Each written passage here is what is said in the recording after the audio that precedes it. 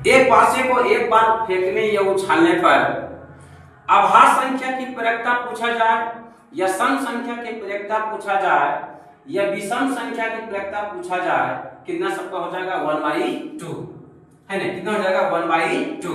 तो हम लोग जानते हैं प्रयोक्ता फार्मूला होता है ई के अनुकूल परिणामों की संख्या बटा कुल संभव परिणामों की संख्या। हम एक पासे को एक बार उछलाएंगे तो कुल संभव परिणामों की संख्या कितना हो जाएगा 6। कुल संभव परिणामों की संख्या कितना हो जाएगा 6। तब पहला क्वेश्चन पूछा गया है कि अगर एक पासा को एक बार उछालने या फेंकने पर आभास संख्या आने की प्रयोक्ता ज्ञात करें। यहाँ देखेंगे आभास संख्या कौन है। आभास संख्या कौन है 2, 3 और कौन है 5।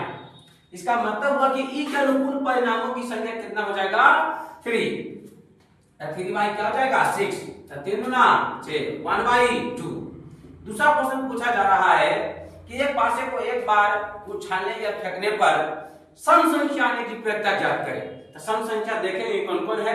तो सम संख्या कौन कौन है 2 है 4 है 6 है। इसका मतलब हुआ कि ई के अनुकूल परिणामों की संख्या कितना हो जाएगा 3। इसका भी आंसर क्या हो जाएगा 3/6।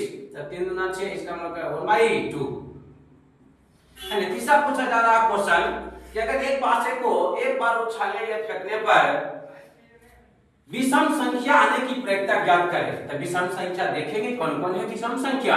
यहाँ विषम संख्या कौन कौन है 1 है 3 है और क्या है 5 है। इसका मतलब हुआ कि ई के अनुकूल परिणामों की संख्या कितना हो जाएगा 3। इसका भी आंसर हो जाएगा 3/6। तो 3 गुना 6 1/2 है ना। ये तो तुम याद हो जाएगा कि अगर एक पासे को एक बार फेंका जाए तो आभास संख्या आने की प्रयोक्ता ज्ञात करने बोलेगा या सम संख्या आने की प्रयोक्ता ज्ञात करने बोलेगा या विषम संख्या आने की प्रयोक्ता ज्ञात करने बोलेगा। तो क्या हो जाएगा 1/2।